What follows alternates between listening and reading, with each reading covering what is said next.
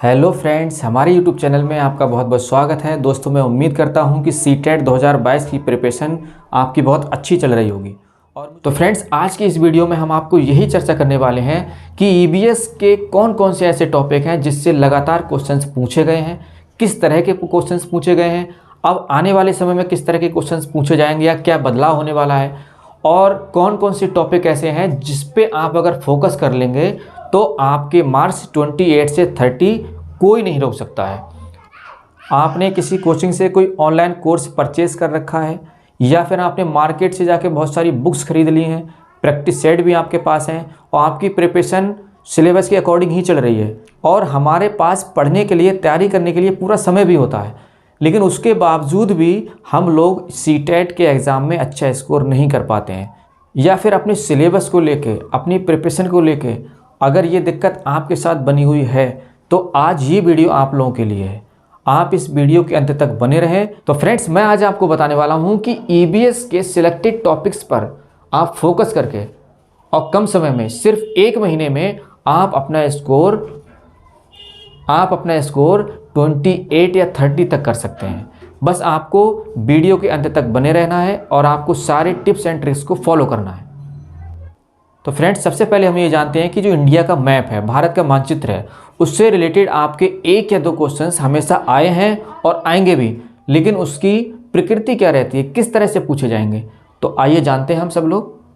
मान लीजिए उन्होंने ये पूछा कि महाराष्ट्र के सापेक्ष गुजरात की स्थिति क्या है, या महाराष्ट्र के सापेक्ष बिहार की स्थिति क्या है, अरुणाचल प्रदेश की स्थिति क्या है, या फिर बिहार के सापेक्ष जम्मू कश्मीर की स्थिति क्या है। तो फ्रेंड्स, अगर इस तरीके का क्वेश्चन आता है तो आपको ध्यान रखना होगा कि जो 4 ऑप्शन दिए गए होंगे उसमें से आपकी एक दिशा ऐसी होगी जो एक राज्य के सापेक्ष दूसरे राज्य की स्थिति को बताती होगी और वही आपका सही होगा। आप सही ऑप्शन टिक कब कर पाएंगे, जब आपको पता होगा कि इंडिया के मैप में सारे राज्यों की स्थिति क्या है और किस राज्य की स्थिति किस राज्य के सापेक्ष क्या है। तो इसके लिए आपको इंडिया का मैप और उसके सारे स्टेट, उनकी सारी स्थिति को जानना होगा, तब आप इसको सही ऑप्शन टिक कर पाएंगे।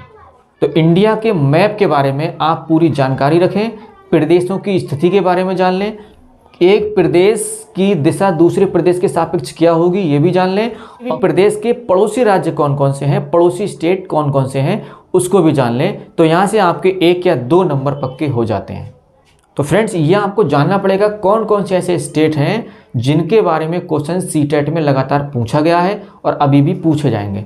तो आपको क्या करना है, खास तौर से इन राज्यों पर फोकस करना है। कौन कौन से राज्य हैं? जम्मू कश्मीर, असम, राजस्थान, लद्दाख, हिमाचल, या फिर उस स्टेट में कौन सा जिला ऐसा है जो प्रसिद्ध है और किस लिए प्रसिद्ध है।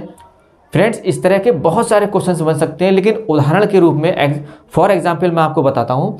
पोचमपल्ली के बारे में आपने सुना होगा, क्वेश्चंस आए हैं, आ सकते हैं और इम्पोर्टेंट भी है, इस तरह की विशेषताएं। तो पोचमपल्ली क्या है फ्रेंड्स? तेलंगाना में जो बुनाई की जाती है, साड़ियों की बुनाई की जाती है, उसको हम पोचमपल्ली कहते हैं। लेकिन फ्रेंड्स, जब वो इस बुनाई के द्वारा वो साड़ी तैयार हो जाती है तो उन साड़ियों को भी पोचमपल्ली कहा जाता है, मतलब कि साड़ी का नाम है पोचमपल्ली। या ऐसी कौन सी विशेषता है जिसके कारण वो जिला या वो राज्य प्रसिद्ध है, वो आपको जानना होगा। इन सारे स्टेट के बारे में वहाँ से आपको बहुत सारे क्वेश्चंस देखने को मिलेंगे। जैसे कि अगर मैं बात करूँ यूपी के अंदर, तो मुरादाबाद पीतल के लिए प्रसिद्ध है। तो आपको इस तरह के स्टेट और उनके ज़िलों के बारे में जानने की आवश्यकता है कि वो प्रसिद्ध हैं तो क्यों प्रसिद्ध हैं। तो फ्रेंड्स, अगर आप उन 2 टॉपिक को तैयार कर लेते हैं तो आपके 2 मार्क्स पक्के हो जाते हैं। वो टॉपिक क्या है? नंबर 1, दिशा और दूरी। तो फ्रेंड्स, ये क्वेश्चन किसी भी तरह का हो सकता है। फ्रेंड्स, मान लेते हैं कि नीतू अपने घर से विद्यालय की ओर जाती है, दाएं मुड़कर 40 मीटर उत्तर की ओर चलती है, फिर बाएं मुड़कर 10 मीटर पश्चिम की ओर चलती है। इस तरह का कोई सा भी क्वेश्चन हो सकता है और आपको सही ऑप्शन टिक करना होगा कि विद्यालय के सापेक्ष उसके स्कूल की दिशा क्या है या उसकी दूरी कितनी है। इसके अलावा चाल और दूरी का एक क्वेश्चन आपको मिलेगा, चाहे वो रेल से रिलेटेड हो, कार से रिलेटेड हो, किसी से भी हो, लेकिन आपको एक क्वेश्चन चाल और दूरी का भी देखने को मिलेगा। समय, दूरी, चाल में से कुछ वैल्यूज़ दी होंगी और कुछ पूछी होंगी, लेकिन आपका एक क्वेश्चन इसमें से भी देखने को मिलेगा। तो फ्रेंड्स, अगर आप ये 2 छोटे छोटे टॉपिक तैयार कर लेते हैं तो आपके 2 क्वेश्चन यहाँ से पक्के हो जाते हैं। तो भोजन से रिलेटेड जो बिल्कुल इंपॉर्टेंट है वो कौन कौन से हो सकते हैं, कहाँ कहाँ से आपका क्वेश्चन बन सकता है। तो इस भोजन में आपको पूछा जा सकता है कि किस राज्य में सरसों के तेल में मछली खाई जाती है, या नारियल के तेल में मछली पकाकर किस राज्य में खाई जाती है, मतलब कहाँ का भोजन है।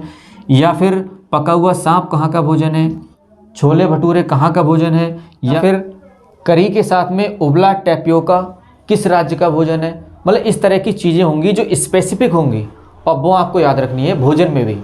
इन स्टेट की स्थिति से या भोजन या नृत्य को लेकर के आपके 3 से 4 क्वेश्चन तो आ सकते हैं। इसके अलावा कुछ पेड़ ऐसे हैं जिनके बारे में अक्सर पूछा गया है और पूछा ही जाता है। जैसे कि पेड़ के बारे में बात करें तो नेपेंथीस के बारे में, सिनकोना के बारे में या रेगिस्तानी ओक के बारे में अक्सर पूछा गया है। इनसे रिलेटेड आपके जो जो स्पेसिफिक पॉइंट बन रहे हैं उनको तैयार कर लीजिए। तो फ्रेंड, जैसा कि आपने देखा होगा कि एनसीईआरटी की बुक्स में भी इस तरह के बेसिक क्वेश्चंस होते हैं। अब वो बेसिक क्वेश्चंस कौन कौन से और कैसे, देखिए आप। जैसे पशु पक्षी व अन्न, इसके बारे में आपको फिर स्पेसिफिक पॉइंट बनाना है। किसके बारे में, मधुमक्खी के बारे में, बसंत गौरी अक्सर पूछा गया है, उल्लू, कोयल, हाथी के बारे में बहुत ज़्यादा पूछा गया है, प्रीवियस ईयर में बहुत ज़्यादा क्वेश्चंस आए हैं। हाथी के बारे में बहुत ज़्यादा क्वेश्चंस पूछे गए हैं। अब मैं यहाँ पे डिटेल में नहीं जाना चाहूँगा, लेकिन बहुत सारे पॉइंट्स हैं जो आपको क्लियर करने होंगे। आप प्रीवियस ईयर के पेपर देखेंगे तब आपको पता लगेगा कि हाथी के बारे में कुछ स्पेसिफिक पॉइंट ऐसे हैं जो आपको जानने की आवश्यकता है। इसके अलावा घड़ियाल, कौवा, मैना के बारे में जानना होगा और कछुआ के बारे में जानना होगा। कुछ ऐसे पॉइंट जानने होंगे जो अक्सर आपके आते हैं और आने की प्रबल संभावनाएं हैं। इन सभी के लक्षण और विशेषताओं के बारे में अगर आप जान जाएंगे तो शायद आपका आधे से ज़्यादा सिलेबस यहीं पे ख़त्म हो जाएगा। और बाकी बीच में भी मैं आपको बता चुका हूँ। इसके अलावा इन सारी चीज़ों पर फोकस करने के अलावा आपको यहाँ भी फोकस करना है जो प्रमुख रोग होते हैं या नृत्य होते हैं। जैसा कि मैंने अभी आपको बताया कि राज्य के नृत्यों के बारे में जो अक्सर पूछा गया है तो आपको तैयार करना है, और राज्य की बोली के बारे में, या फिर प्रमुख दिवस कौन कौन से हैं आपको पता है, डिटेल में जाने की ज़रूरत नहीं है। पर्यावरण दिवस हो, एड्स दिवस हो, विज्ञान दिवस हो या कोई भी हो, उसके बारे में आप अच्छे से जान लें। एक क्वेश्चन आपका यहाँ से बनेगा। तो फ्रेंड्स, मैं उम्मीद करता हूँ कि पेडागोजी को छोड़ के जितने भी क्वेश्चन आपके जो आएंगे ईवीएस के, वो यहाँ से बच के नहीं जाएंगे। बस करना यह है कि इन सारे टॉपिक्स को अच्छे से फोकस करना है। तो फ्रेंड्स, आज की हमारी वीडियो अगर आपको अच्छी लगी हो तो वीडियो को लाइक करें, कमेंट करें। तो फ्रेंड्स, हमारे चैनल को आप सब्सक्राइब कर लें, जिससे कि सीटेट से रिलेटेड जो भी आपको टिप्स और ट्रिक की वीडियो हैं, जो आपका सिलेबस है, इंपॉर्टेंट टॉपिक हैं, वो सारी वीडियो आप तक पहुंचती रहें। तो फ्रेंड्स, हमारी वीडियो देखने के लिए आपका बहुत बहुत धन्यवाद। मिलते हैं अगली नई वीडियो में।